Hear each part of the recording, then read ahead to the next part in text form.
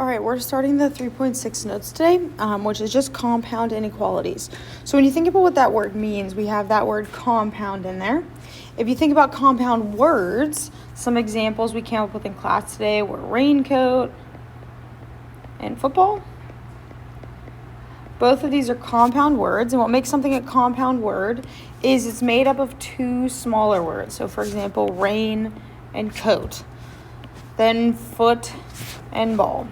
Okay, so we have two separate little words that make one big word. The same is going to be true for compound inequalities.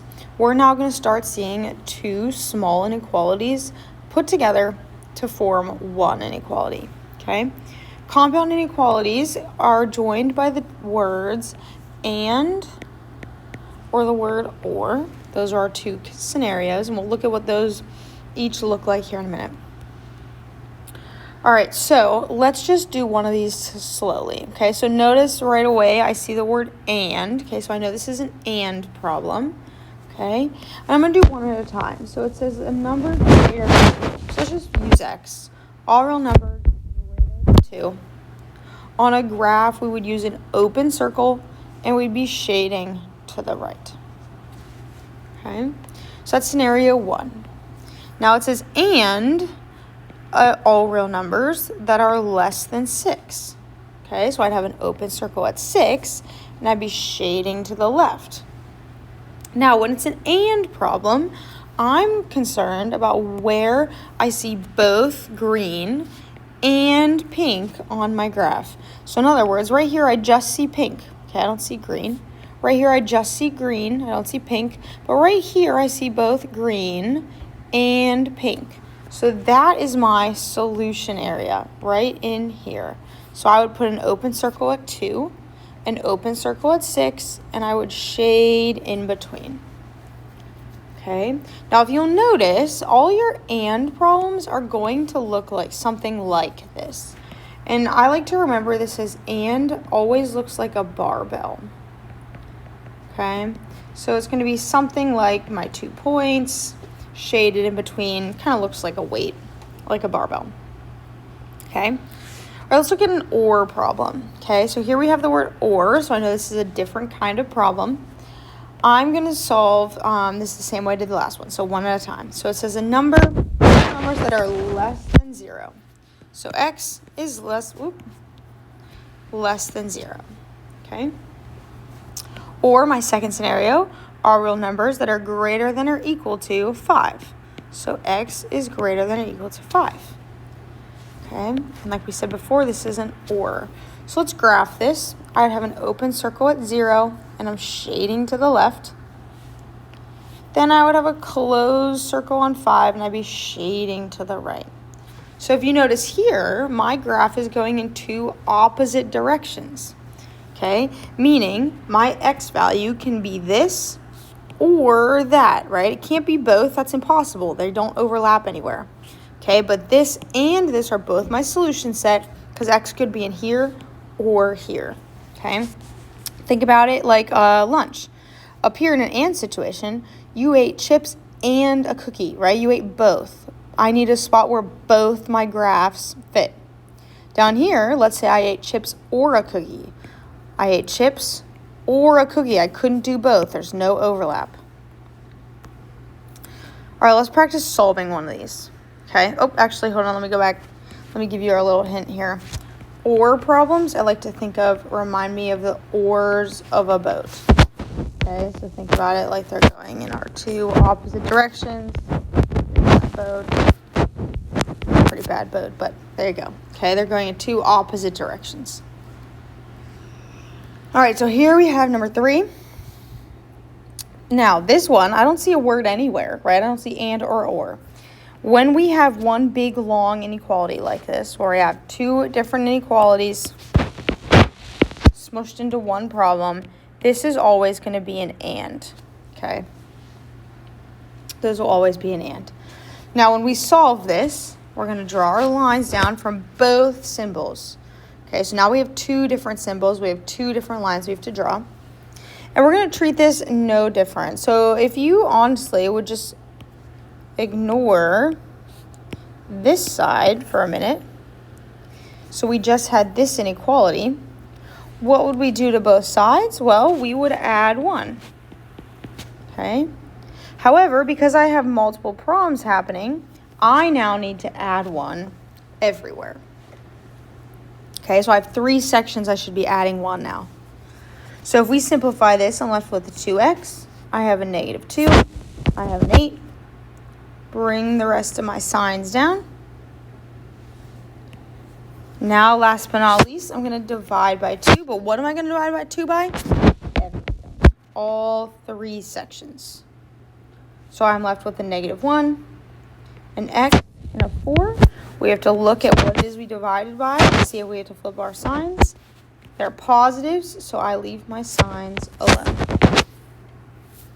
Okay. All right, so let's graph this one. What's nice about this one is all we're going to graph is our 2 critical numbers. So our 2 numbers that we care about here. We've got negative 1. We've got 4. And good mathematicians should always put a couple more numbers in there. You don't have to have a ton. Just maybe 1 in each section. All right, so our first one is at negative 1. We should have a filled in circle. And we're shading to the right. Okay, we're shading to the right. Now I'm going to go back for a minute. Okay, because let's graph number 4. So 4 would be open, and we'd be shading this direction. Okay, so green was going this way, and purple was going that way. So we care about where they overlap. Well, they overlap right here. So that is my graph. Looks like a barbell. All right, try number 4.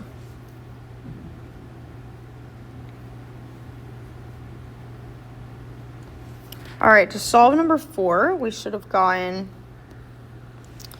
2/3 is less than y, which is less than 6. And then our graph should look something like this. All right, let's skip number 5 for a second. We're going to just jump down to 6. We'll go back to 5 in a minute. Okay? So here is an or problem. Okay? So here's the thing with or. So or problems, you will always see the word or. Okay? Unlike and, where sometimes we write it as one big long inequality, you will always see the word and. Always see the word or. Okay? What's nice about or is draw a little squiggly line underneath it. All or does is it divides our problem into 2 separate inequalities to solve. Inequality 1, inequality 2. So let's do one at a time. So inequality 1, I'm going to subtract 2 from both sides. So I have 3t, negative 9. Then I'm going to divide both sides by 3. So I get t. I get a negative 3. I divided by a positive, so my sign stays the same. Okay, so we've done a billion of these already. Let's solve our next one. I'm going to subtract 5. So I have negative 4t, negative 4. Divide everything by negative 4. So I have t, I have 1. I divided by a negative, so I need to flip my sign. Okay, and this is an or problem, so let's make sure we bring it down. All right, now let's graph it. So I'm going to graph my 2 critical numbers. I have negative 3 and 1. If we draw in some points here, let's give this a 0. Let's make this negative 4. We can make this a 2. All right, negative 3 is going to have an open circle, and we're shading where it's less than, so we're going down. My t is greater than 1. I'm going to have an open symbol, open circle, and I'm going to be shading to the right because it's going up. Okay? Again, look, it looks like oars of a boat because it's an or problem. All right, try number 7.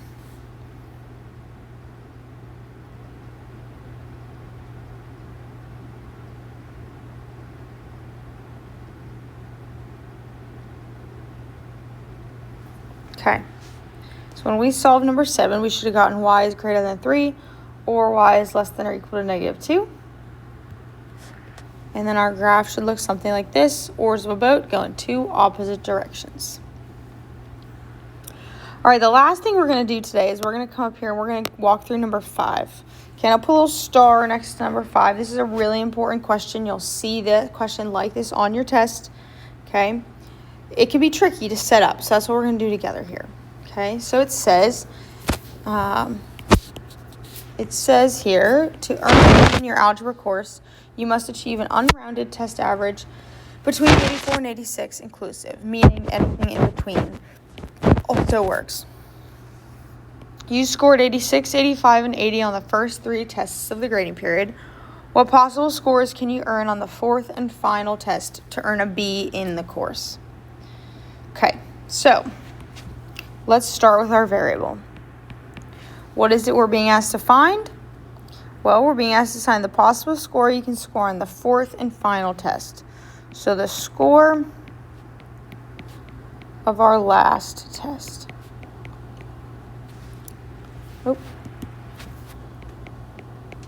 Okay. All right, now, grade books calculate averages, right? They take all of our grades and they find the average. Okay, we find the average by adding up all my data points and then dividing by the quantity of them. Okay, so in other words, I currently have an 86, an 85, and an 80 on each of my tests. So let's take those test grades and add them up. And then I can't forget my X. Okay, that's what I'm looking for. We still have to take one more test, but it's going to be calculated in my grade. Okay, so we are adding up 4 test scores, so we're going to divide by 4. Okay, this is how we would find the average, okay, in your grades. Now, my goal is to have a test average between 84 and 86. So in other words, I hope that my average is greater than or equal to 84, but less than or equal to 86. Okay, so that's how we set it up. That's the trickiest part. Now let's solve it. Okay, so 2 ways you could do it. The first way you could do it is you could add up 86, 85, and 80 to just get one number. So let's do that first. You add those up, you should get 251. Okay, bring the rest down.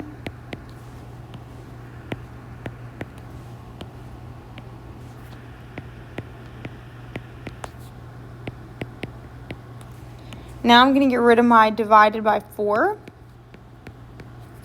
So I'm going to multiply everything by 4.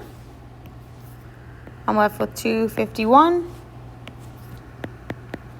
plus X.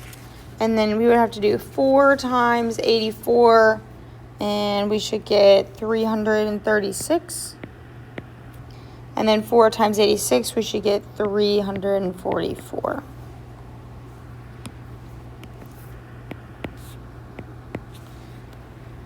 All right, we're almost done. Last step we're going to do here, let's get X by itself. So I'm going to subtract 251 from all 3 sides. And I am left with 85 is less than or equal to X, which is less than or equal to 93.